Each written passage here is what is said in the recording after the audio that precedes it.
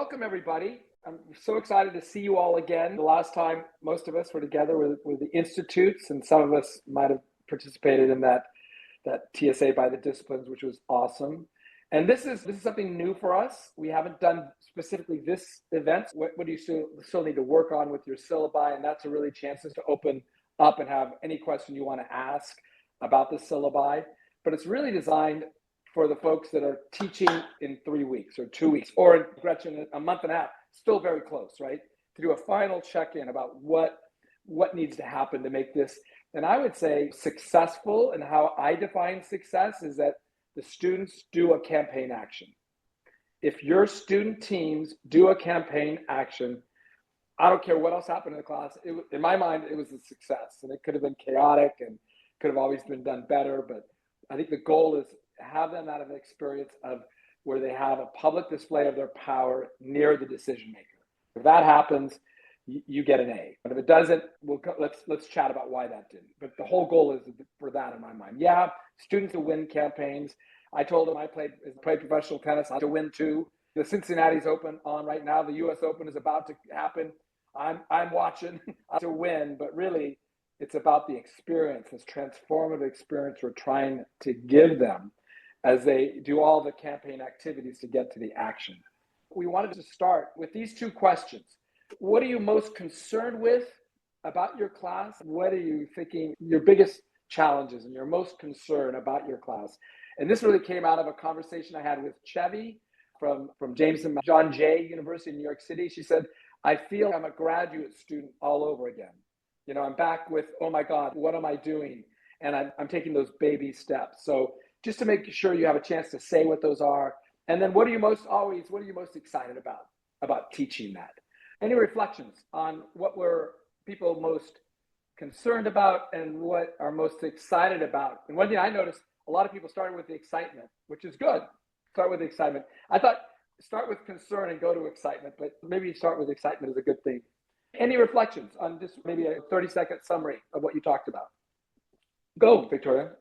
Barrett was in my group, and Barrett was telling us about one of his campaigns and also how he organized his class. So we kind of talked about structure, but also one of his campaigns, because one of the challenges I think I might have is students coming up with a campaign. Our class will only be 12 weeks. So, and he also spoke about how he got into the action right away and not a lot of lectures, maybe 20 minutes of class time was lectures, but getting into the work right away and having the students. So that was very beneficial to me. And we were going to exchange emails, and I couldn't do that in the chat box. Hi, so I'm from Santa Monica College in California, and it is an outreach and social action class that is non-credit, and we'll be meeting for 12 weeks on ground. And it's a pass, no pass class. So it's the first time we've ever met on ground. It's usually an online class. So awesome. We're making lots of adjustments for this class. I think there's a lot of conversation about how to get people into groups. And I think I agree with what you said, Victoria. Less lecture, 20 minutes the most, and spend that time. And I think one thing to think about for y'all is one of the groups I talked about was that there's 3 different ways you can get students. One is students come in with their own ideas, and it's generally something personally happened to them that they're so concerned or they've seen it. And then a second one is these community orgs come in and make a pitch. And a third is that I would put out an idea or two. It's usually something that I'd heard in the last 6 months about something happening on campus or in the community. But I always reminded them they didn't get bonus points for choosing my idea, the one that I'm suggesting. It's just an idea. If it resonates, great, but you all have to decide. Other people, general reflections on concerns that you're about to teach or excitement. Go, Marcella. Hi, everybody. I'm Marcita Ferguson from Baldwin Wallace University in the state of Ohio. And the biggest concern that I talked about is that we previously just had SB1 pass through our Ohio legislation. And so some of the concerns are really just around the verbiage that are buzzwords right now that are getting people reported in the state of Ohio, making them lose their jobs because of the pullback on diversity, equity, and inclusion. And so I went through, luckily, I also run all civic engagement on campus. And so I get to go to all the different meetings talking about what does higher education look in the state of Ohio now. We did get approval that we can continue utilizing your book. So that was such a win. Wow, that's a biggie. Yes. And so we went through it and talked about how it is compliant and how we can actually build our classes. I actually teach, I'm not a professor, I'm director of community engagement, service learning, and the student resource center here on campus, but I teach a 1-year endowed fellowship. My students get paid $1,500 to actually take it. So my course is actually considered a co-curricular. So it is one that is very much under the scrutiny of this SB1 bill. And so we just had to make sure that we're being intellectually diverse and making sure that we bring forth all sides when we're doing the work. And so because I've been such a middle of the roader and I'm one of those people that's super accepting of everyone and understanding that we may all have different on roads to the same goal, I don't see my class changing much, but just really being able to help some of the professors on campus who also may implement things in their service learning courses that are social action driven, social impact, and really helping them understand how they can continue the work in a way that doesn't impact them, that they have to be afraid for their jobs. I think that right now we are one of those states. Florida, the young lady that I can't remember her name. I can't see her face. Dr. Warwood. Dr. Warwood was talking about being from Florida, and they've already gone through this, right? So it's going to be nice to share contact with her to definitely talk about how we continue to do the work here in the state of Ohio because they've already gone through this before us. So, and I will definitely get you the letter. Awesome. And we'll share it with everybody on the call too, because I know Addie in Georgia might be interested. I know Cassie maybe in Alabama would be interested. So sounds perfect. I'll get it over to you. Wonderful. Maybe a couple more. Either concerns, excitement.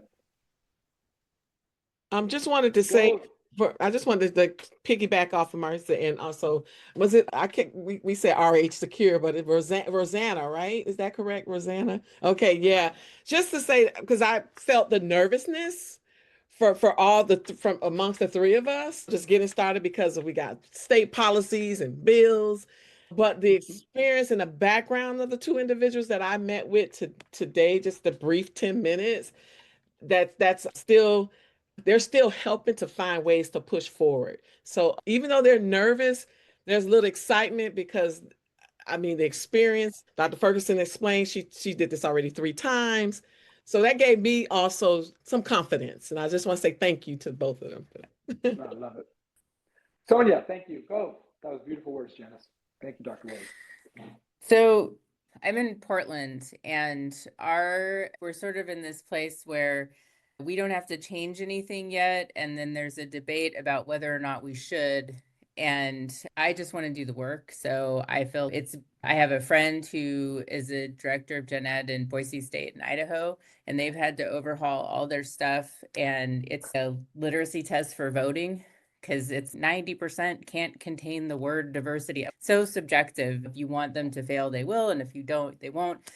But one thing I did say to her is that we've had a lot of time where there's been a lot of talk and less action. And maybe now there can be more action even though there might be less talking or explicit naming of things, doing this stuff. And there's lots of ways that you can further the work of social change and equity without naming. So I'm hopeful about that.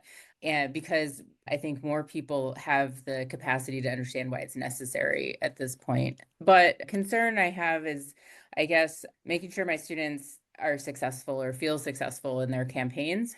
But in the conversation we had, one thing that I found helpful was thinking about even a campaign that is not successful, the importance of symbolic acts and dissenting opinions and creating a file for future work. And so thinking about that when campaigns that are really important and meaningful, when they hit a stumbling block, to think something that it's good to build on it. So that's my thought there. Awesome. Gretchen.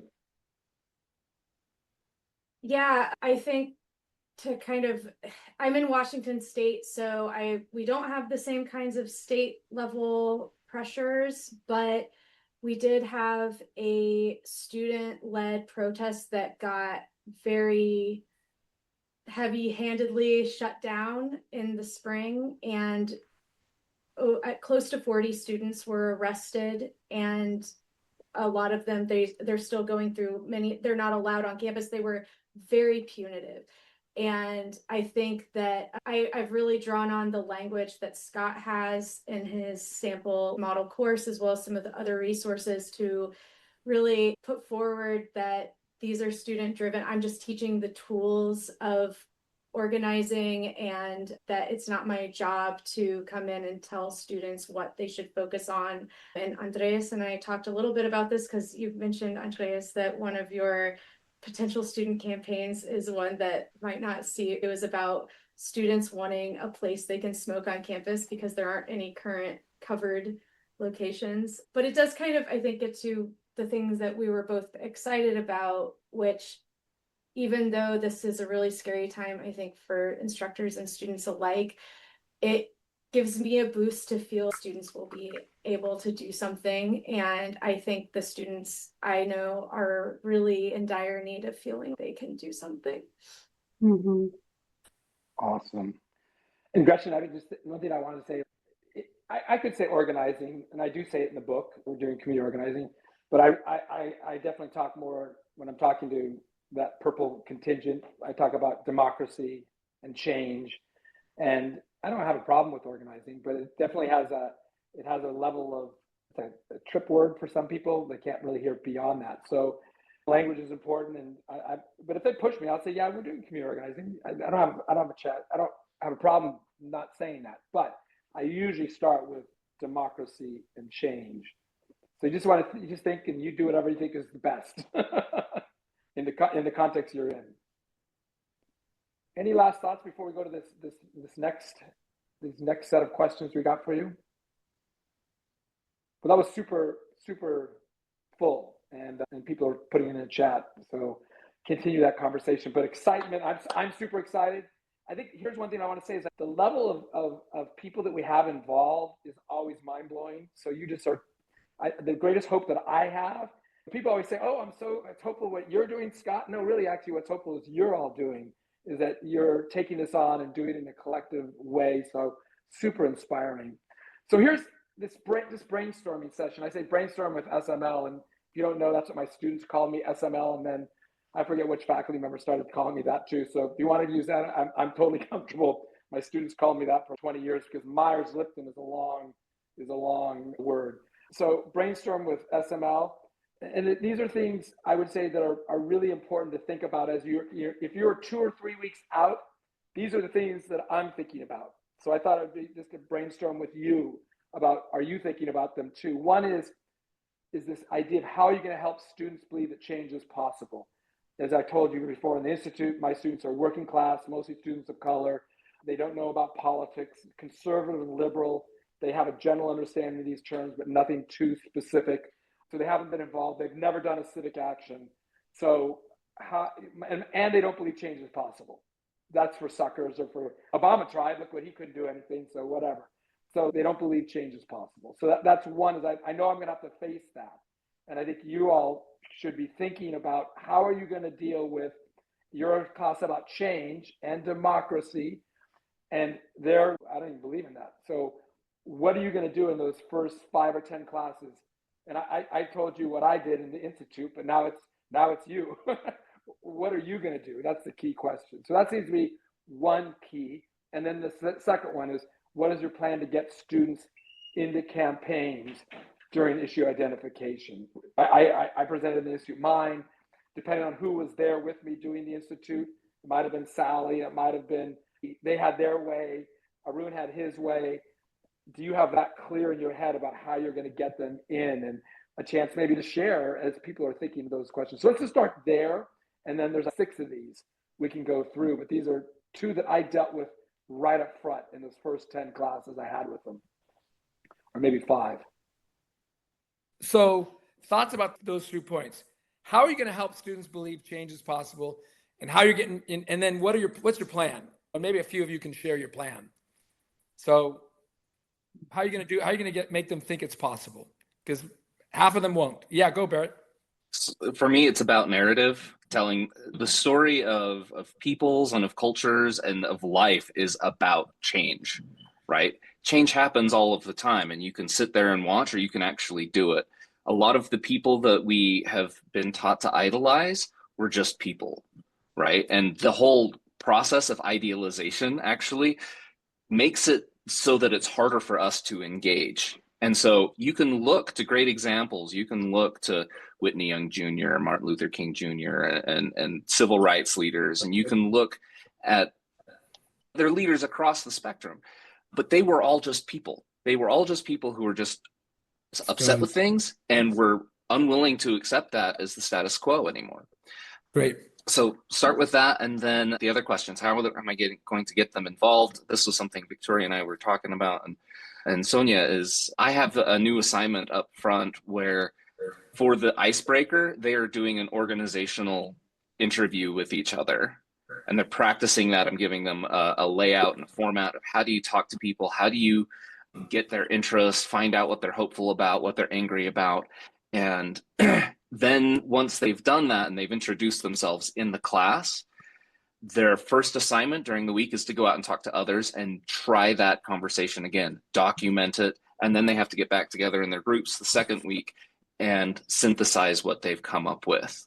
This was the biggest struggle I've always had in teaching macro practice. The students come in and they think they know what the community wants and needs, and they don't. And so this forces them, the idea here is it will force them to actually go out and ask and not assume that they know, because awesome. that's the work of the colonizer and oppressor.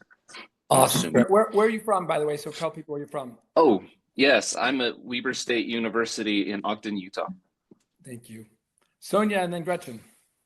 Similarly, we start with storytelling and perspective and positionality. And I also think it's important to talk about what is change and how does it work. And I think good to just talk about changes that have happened in my lifetime, right? That things that, for example, when I was a kid growing up, I'm in Oregon, so this is different state by state. But when I was a kid growing up, the idea that marijuana would be legal at some point in society, no, never happened, right? And whether or not it's good or bad, it happened. And that's just one example, but it's a pretty powerful one in terms of also somewhat apolitical. Yeah, right. And to think about how changes occur, and that really change is a constant. Barrett said it happens all the time, but how involved do you want to be in it, and how involved can you be in it? And I think that major changes often take time, but they don't always take time. And then what happens when things happen really quickly? Well, maybe then there's a backlash. So all of these things are factors of how it's so important to have your underlying values and the long-term vision, and to not get discouraged and to practice tenacity and think about where do we want to get. I think all of those things are part of the conversation about change. Great points. Thank you, Thank you, Sonia. Gretchen. Yeah, this is actually kind of a central point of the class. So I'm a geographer. I think a lot about scale, and I just shared a link that was a podcast episode from Code Switch, which is a great show if anyone doesn't listen to it. But I'm going to assign it to my students because I think, and Andreas and I were mentioning this or talking about this a little bit, I feel the students in my class right now are, they started out aware of Obama, and then it just seems like everything has been walked back. They're in their second. It can feel nothing we do matters. And we were talking about the importance of understanding the long duration that successful campaigns have.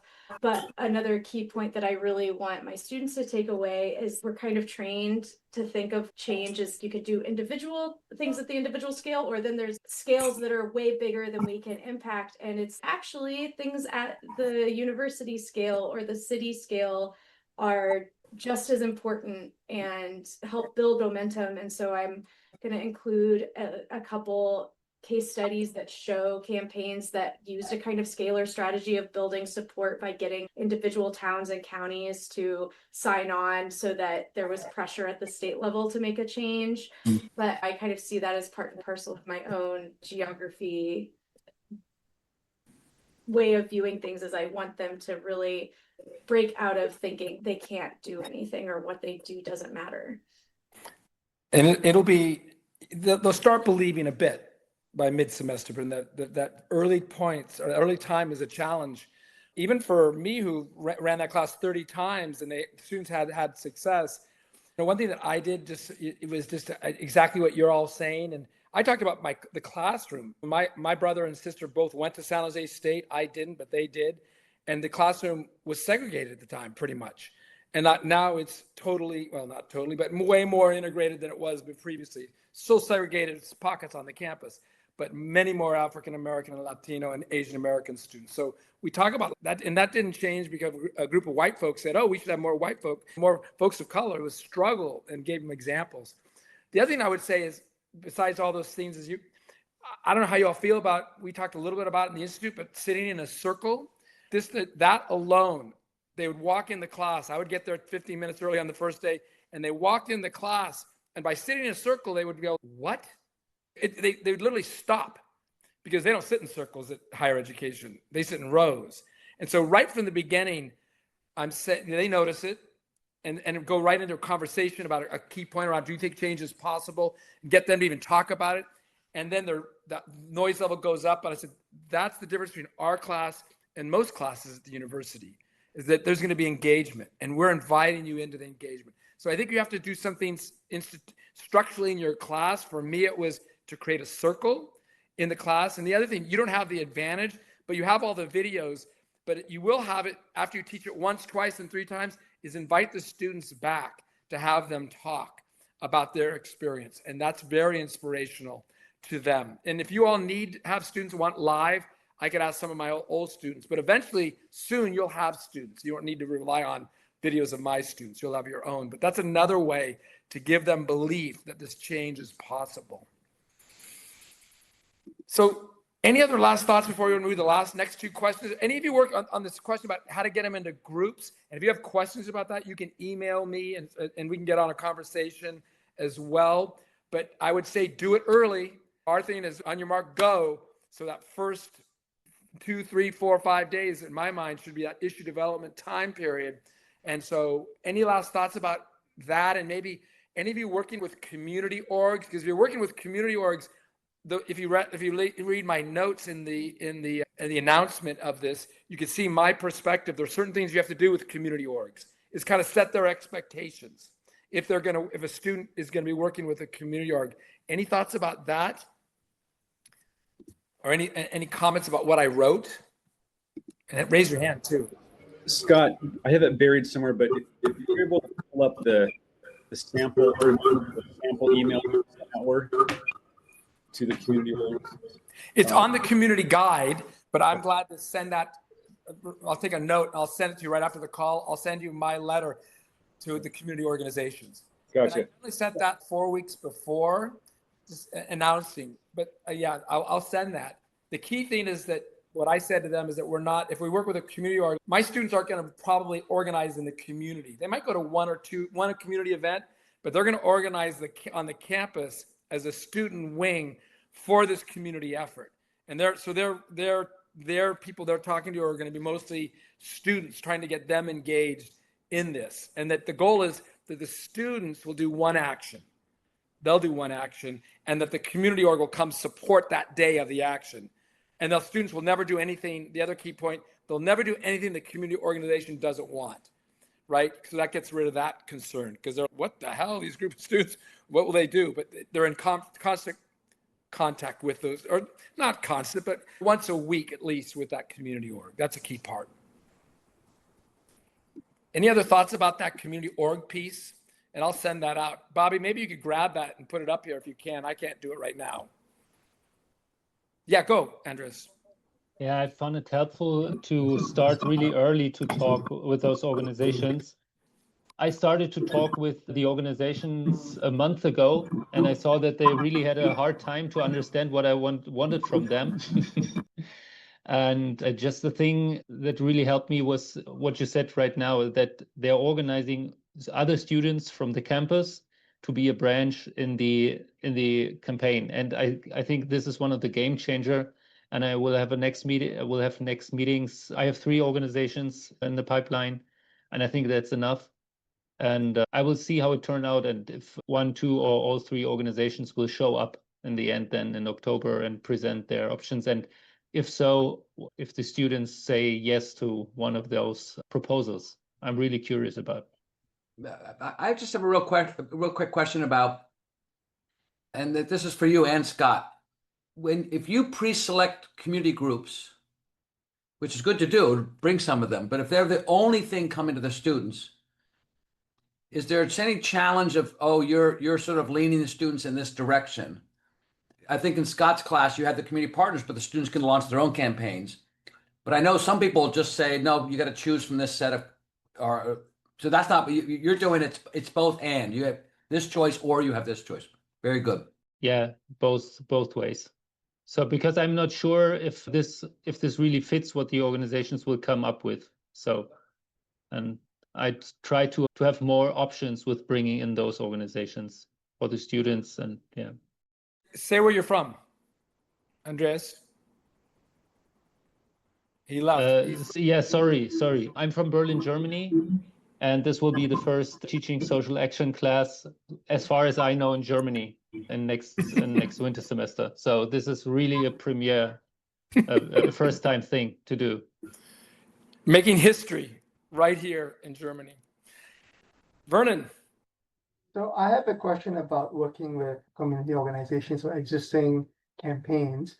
Part of the learning objectives is basically for students to identify issues, create their own solutions and campaigns around that.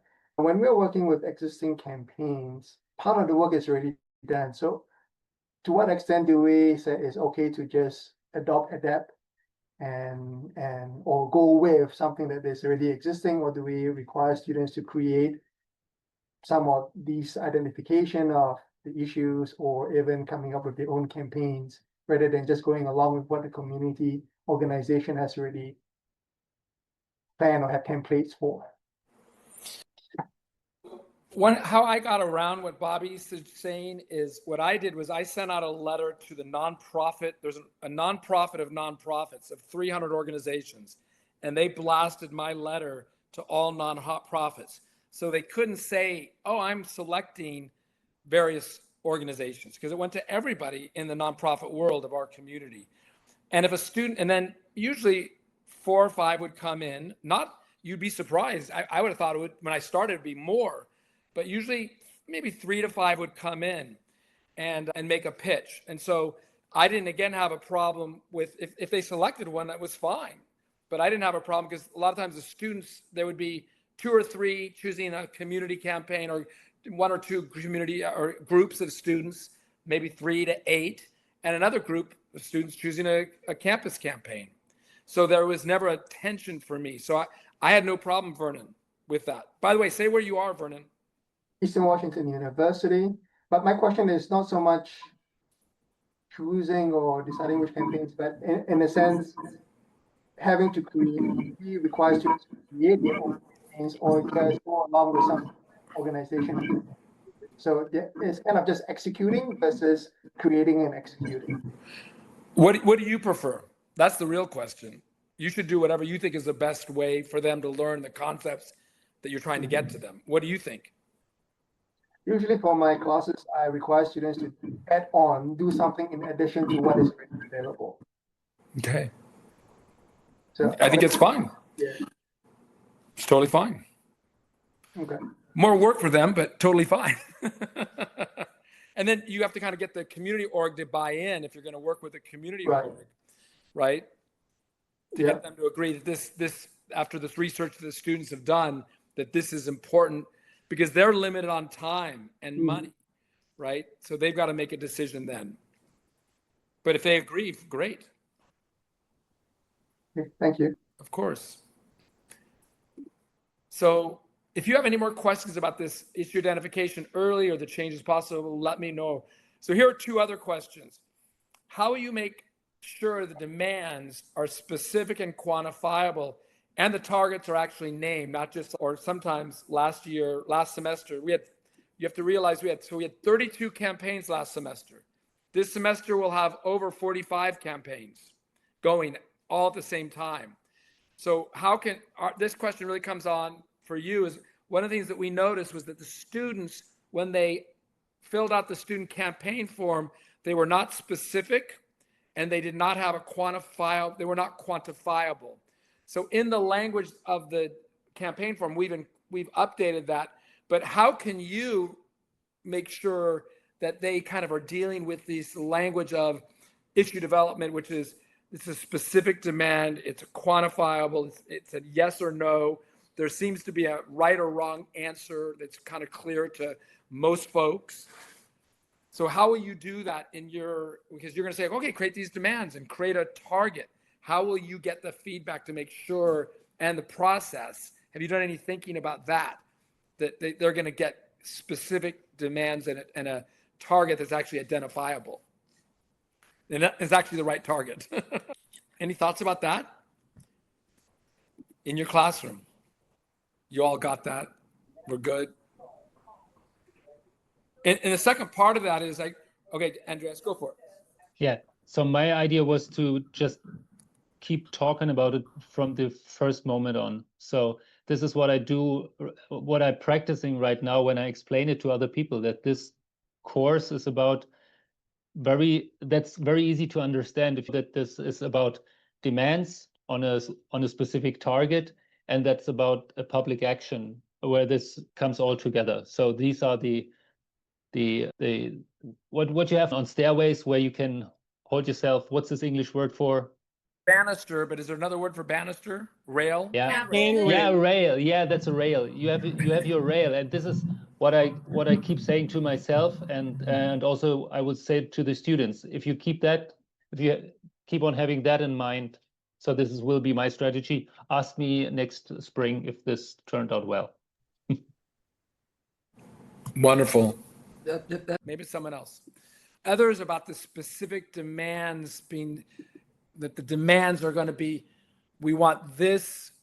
I'll give you an example. The students on my campus, they wanted recognition for the Filipino farm workers. And they came up with a demand, and to help them work through that demand so that the decision maker could say yes to it. And part of that is going to be how much it's going to cost, right? The cost of it's right in the demand. Because otherwise they'll say, yeah, we agree to that. But you say, oh yeah, it costs $200,000. And like, oh, heck no. So the cost of it, and usually these things cost some money. So I always say, put the cost right in there. So the decision maker can say yes or no to it, give an answer. And again, if it's unreasonable to the average person, they're going to, the less of the chance to win. If it's more reasonable, the better chance.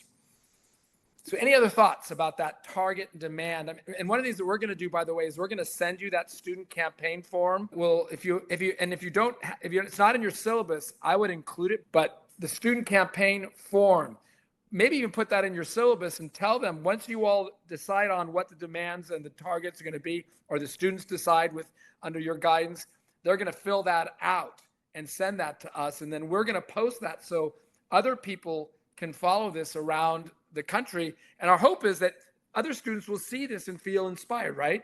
They're going to see that change is possible because these students at Washington State and in Florida are doing this kind of work. That's the hope. I think that's where we're driving to. Yeah, there it is. The link to survey submission. Yeah, go, Rosinda.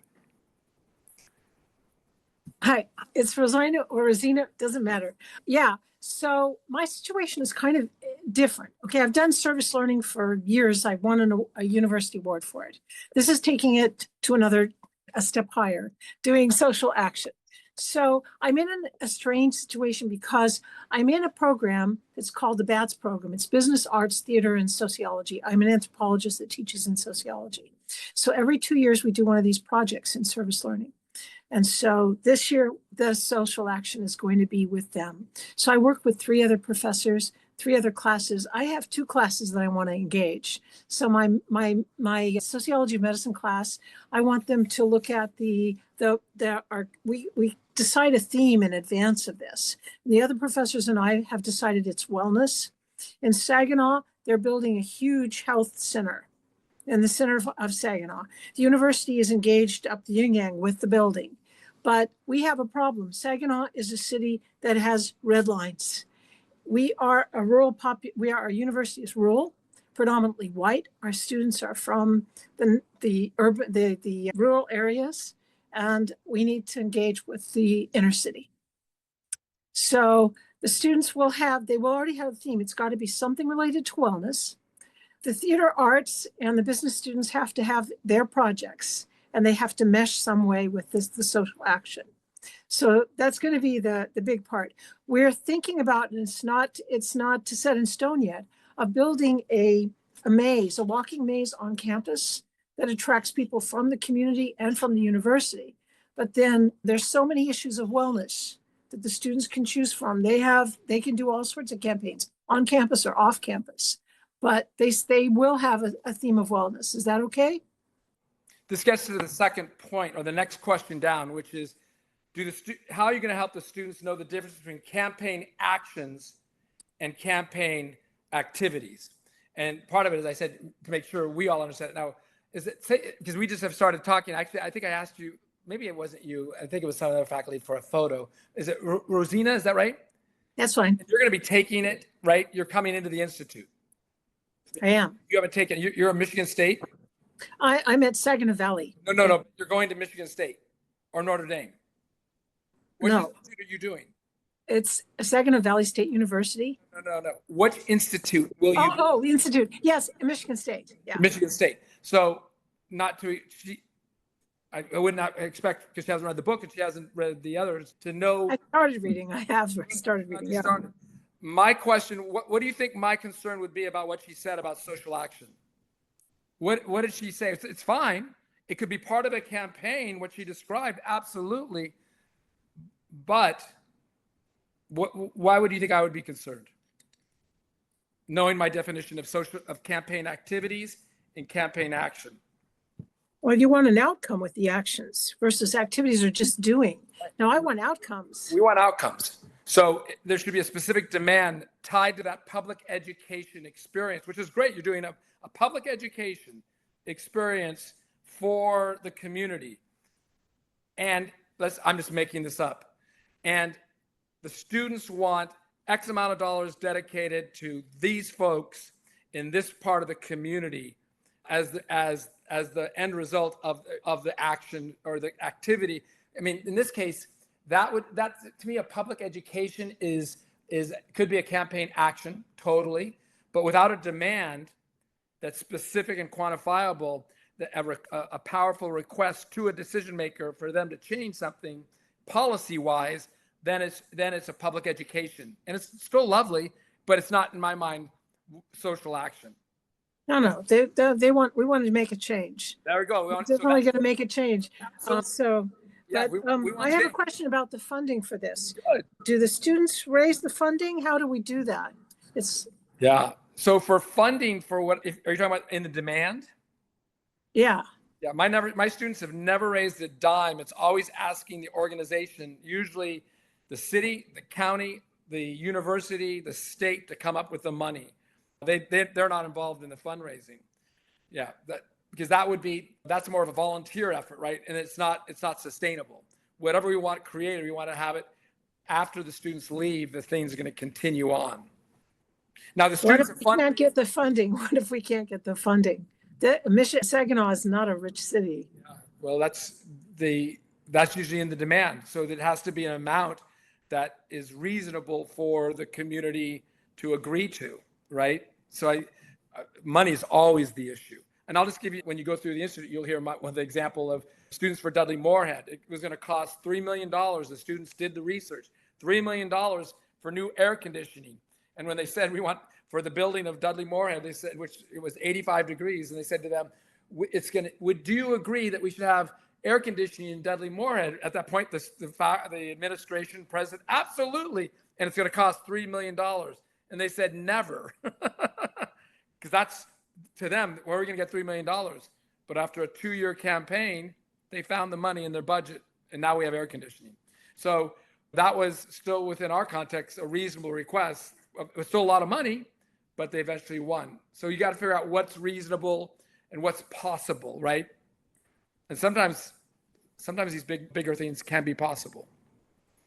Any other questions about how are you going to make sure that, this is the next question, how are you going to make sure that people are clear about activities and actions? There's this thing called activities, right? And there's a thing called actions. Is anyone going to do the green box experience that we had you all do in the Institute? Anyone going to do that? No? What? Gretchen, what? No? Remember the green box? I'm not totally sure yet, but possibly, yeah, it very likely. I'm still working on it. I'm hitting on this point for the students because once they realize there's activities and actions, once they get that, everything clarifies for them. That all these activities of town meetings with students, doing the flyers, meeting with student organizations, social media, and the goal is to do an action, a public display of their power near the decision maker. That clarifies. So, I get what we're supposed to do. It's kind of Andreas's point. You provided them a banister, a rail for them to kind of get it. And otherwise they're confused. They're not sure where are we going? But once they get clear about that, so I would just say anything you can do. And I kept reminding them, that's how I did it. This is a campaign activity. They would say this to me, Professor SML, this meeting was so great. I'm getting so much out of it. It's awesome. And they might have had 7 meetings in a row. And how's that action going? Don't get stuck in just your meeting. You got to get to an action, right? And the goal of the class is to get you to do an action. So I kept on stressing that. And I would recommend in your delivery that you all do that. Here's a question for you, maybe the second to the last, and then we'll just open it up. How will you manage class time as well as monitor student progress to ensure that students get to a campaign action? How are you going to monitor it? I tell you, the experience I get back from you all after you teach it once is, oh my God, I didn't monitor their class time well enough. And we didn't get to an action because of it. So how are you going to monitor it to make sure they get to the action? I'm planning on trying what's called a labor-based grading syllabus, and where basically rather than grading different assignments by a rubric or what have you, it's essentially, do you do the things you need to get a grade? And the idea here would be that each team needs to complete a campaign action, and that would be built into the way that they get their grade. And of course, working with them, making sure that we have time in each class for teams to work together, to ask me questions. I plan to just keep a good finger on the pulse of each group to make sure that they are staying on track. Others to monitor. Go, Andreas. So I plan to have kind of a check-in. So I divided I have a 90-minute session every week. So the first 20 minutes are for this theoretical inputs. Okay, this was great. And then I have a 50 minutes part to have them work on their campaigns. And I want to start those 50 minutes session with a check-in into the logbooks and into the portfolios, so that everybody's clear that every week we are checking what they're doing with their documentation, so that they also see that I'm monitoring them. So this is my plan.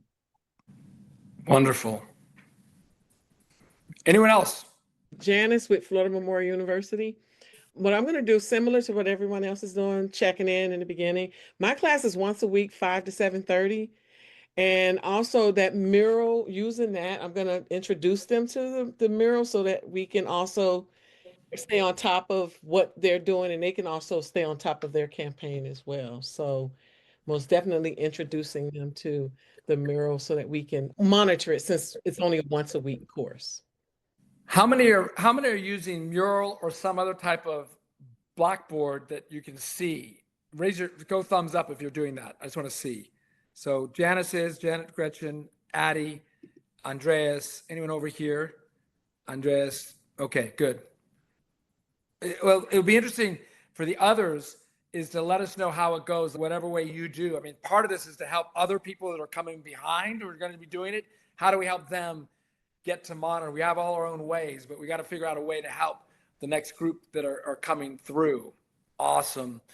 Lastly is about the evaluation. We already heard one part about the evaluation from Gretchen. Is there any others about how you're going to evaluate? Of course, you all know I did portfolios. You heard Gretchen's idea of using her method of having it, they do this amount to get an A or a B. What about others about how you're evaluating? That's really kind of the end. And then in line with that, how are you going to have it so that it can be passed on to the next group? Because the goal is, right, our goal is every semester, every year, a class is being taught at your university. So if there's not going to, if it's one of the things you should be thinking about right now, if there's anyone teaching next semester, right, is how can I get someone into to Michigan State or Notre Dame so they can continue next semester, right? Because the idea is that these campaigns get started and they want to be passed on, or at least the opportunity for the next group of students to select them. So thinking about that. So have anyone done either the evaluation part?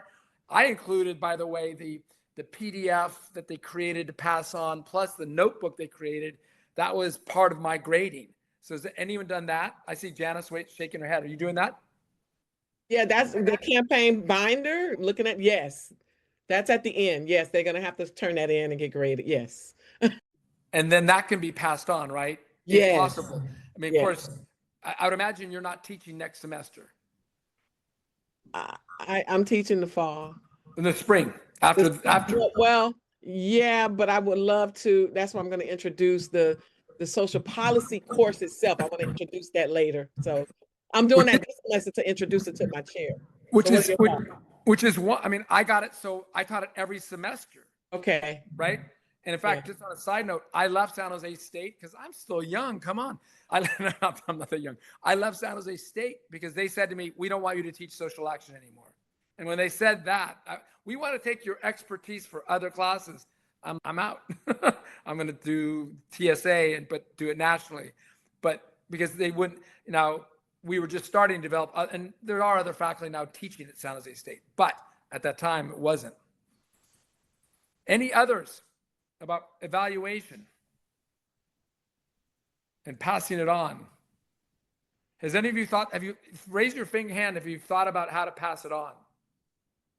Andreas, Addie, I love Addie. Addie, you raised your hand, Janice. You raised Gretchen, not so much. We want to come back to Portland State. I mean, we're thinking of coming back to Portland State. At least next in a year and a half, we're going to come back to Portland State, we think. So we'll come back to the Pacific Northwest and hopefully we can get more UW. You said Washington State or UW? UW. UW. It's a big campus.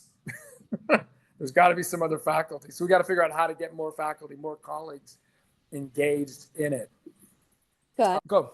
I'm just thinking if we don't have a written portfolio in a hard copy thing, then we can put things on Canvas Commons if we want to pass on our class. Oh, that's nice. Yeah. That's a smart idea. Addie, what about that professor who's also with you? Remember, I forget the person's name, but they had applied. I'm not sure where they are. I've lost track of them a little bit. Okay, so Dr. Page is going to come on in the spring. So what I am doing is so I put on here for digital and for hard copy submission in the binder. And also, so my syllabus is already developed out, and all he has to do, if he wants to look at it, is request a copy from our platform. And I'm at Albany State University in the wonderful state of Georgia. And my assessments are going to be, let me get to it. I was pulling it up as you were calling my name. So, okay. So my assessments for the students are going to be campaign portfolio and the log, and it's weekly for the students to submit. in the middle, they have a certain time frame to submit half and then another time frame to submit the other part, simply because I want to be able to grade it so that I can give them feedback where improvement is necessary. So they will also be doing a campaign presentation along with their binder at the end of the semester. And they will have to do 4 scholarly article summaries. And of course, needless to say, they got to do a final exam so it can be according to social work principles, and values and ethics and all that good stuff. Great so work. That's where I'm. Awesome. Thank you for that. So Bobby, maybe You're you could do the last one, and then if we have time, we can come back and just open it up if there's any questions. Sure. I'm going to share my screen, which is the link you have to this particular session. It's under events. Just scroll down here to final prep. We'll move it to past in a little bit, but it's not there yet. But here's the agenda. And I'm covering what comes next, but also, just by the way, all your contact information is right here, including emails, not phone numbers, but emails, name of your course, that kind of thing. So we have this campaign survey, and about a third of the way through the class, you have to just choose when to do it, but the students will simply submit their name, who's ever submitting it. A lot of campaigns, somebody gets assigned to be the social media or publicity chair or director. That's the student we want. Give us the title of your course, when it's being taught, who's teaching it. And then the substance is really, what's the name of the campaign? What are the demands? We give some specific, sort of reminders, basically. The demands should be specific, concrete, measurable, single sentence. If there's a cost, include it. Even give an example. And then, so put that in there, who the target is. And again, a reminder, the lowest ranking person who can meet your demands and their title. It's good for us to all know how many students are on that team, and if they can upload any media, that kind of stuff. And we post this on the website. We post this right here. And it's kind of fun to see what people are doing and what those are. So and we post it pretty much right away, not within an hour, but within a couple of days. And the goal is to have students see their own out there in the world, and then have others to see it, and maybe try to track each other down. The next challenge for us is I want people to be able to update their campaigns. And I sent an email to that student who sent it in, and that hasn't been working that great. So we get the initial submission. We haven't really been able to work out that follow-up. So we kind of want that follow-up. Most especially, we're interested in the outcome. What happened? And it's not so much whether they won or not, but oftentimes it's ongoing, but to have that and any other material that was developed, an article may have been in the newspaper, maybe they were on TV, maybe they developed some more posters. All of that helps bring it to life, and I think is really helpful for other students to see what others are doing. So there's an inspirational aspect to it as well. We have, at the very end of the semester, very importantly, a summit where students, and that's going to redirect notes, so I have to fix that link, but students will, let me back up here. Events down here, the meetups, and then the summit. The summit is a chance for students, somebody on each team, to speak about their campaign. I think we may have 44 or 45 courses this semester. Depending on how many people sign up, we may not be able to have 40 times 3 make presentations. So there'll be a little bit of an issue there potentially. But in any case, the idea is the students will present in under 2 minutes what their campaign was, what the demands were, who the target was. And then as we go through it, there might be some questions of students to the group, back to the group. And then we'll do essentially the same thing from the standpoint of the faculty, which is, well, what was it like teaching this class? What did it feel for you? So this is you all. It's particularly exciting for first timers, but it's also interesting for folks doing it the second or third time to talk about what changed in that. The meetups are sort of real time with faculty, sort of fairly early in the semester, September 19th, a little bit later in the semester. So it's we really meet together 3 times, the 2 meetups and the summit. And the goal of the meetups is for you all to be sharing how it's going, to give some feedback, or to get some feedback, and to give some feedback. And then for folks who are brand new, who are considering it, they will also show up, and it's a time for them to be sort of understand what you guys are doing and what it's all about, and then finally just to get a sense of a community. Janice, you were talking about how much you want to talk to the other folks in our little first breakout room. So trying to build this sense of community. This work is exciting, but it's also hard, particularly hard if you're doing it alone. So the sense of you're not alone. Even this has been a great course prep. We're just starting doing these, and this is really effective, at least from my vantage point as a non-faculty member, non-teacher. Hearing you guys ask your questions and knowing that you can find each other in the coming weeks, and then you don't have to wait for a meetup to be in touch. So that's kind of the arc of the semester, and those are the other items that we're going to be covering. So Bobby, could you just go back to that demands of Concord? I just want to show one thing on that. Go back to, can you bring it back up? And I'll end with this, and I'll stay on to answer any questions if you have them, specific ones you didn't get answered. Go back to campaigns. Yeah, I'm going to go. Yeah, just give me a second. Yep. Oh, go to campaigns. Go ahead. Here. And just click on the first one. And if I leave with anything, would be this.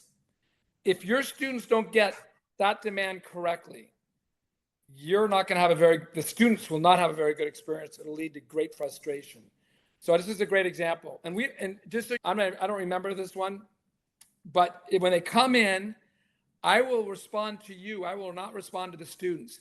And I will make suggestions and recommendations about how you might think about that demand. But look, and then whether you talk to the students or not, that's up to you. This is your class. So I'm talking to you as a faculty to faculty. But Concord Safety Team, that's the name of their group, demands there be better lighting around campus. Knowing what I would say about specificity, about a request, specificity, one sentence, that's good. Concord Safety Team, that's good. They named their group. Concord Maintenance, Stephen Miller, that's good. We're directing it. We have our decision maker, possibly the right one. He seems the right one. What would you want to say? What would be different in the 2 seconds we have left, or the 1 minute? What's missing? Where the lights should be and how much they'll cost. Where the lights should be. What kind of lights? The more specificity, the better. What kind of lights? And the cost. How many? Those three things would then take that and make it a very tight demand. And that's your job, is to help them. So thank you for saying, whoever did, I don't know who said that, but excellent. That's your job. And if you can get that right, then it's a rocket ship, because all of a sudden everything focuses on that person with that very specific demand. But if you have the other, it'll lead to confusion. It'll lead to them. What do you really want? They're not. So I'll leave with that, and then I'll stay on. It's 1:30, so I don't want to go later than we promised. But thank you so much for coming. Very helpful. I hope it was helpful for you. And I'm excited about what you're doing. Know that you're part of 46 other classes, 45, and one is not listed up there because they come from a state that they're worried about. So we have 46 folks engaged in this. And I'm excited to see next time we'll be together is on September 19th. I hope you can come and then tell us how your experience is going. Gretchen will, of course, be ready just to start, but many of you will have started 2 or 3 weeks in. All right, I'll stay on if you'd like to chat. Bye, everybody. Thanks for coming. Thanks. Good luck. I wanted to ask, the December 4th is where the students are attending. Okay. Yeah. I'm sure I put that into my schedule for the students. Yeah. And put it in the calendar. It's helpful for them. They see it right there. And I give them extra credit. And half my students came with extra credit. I'm putting that now. I'm typing it in now. It was very motivating. They got extra credit. Yes. Okay. That was it. Thank you. Good.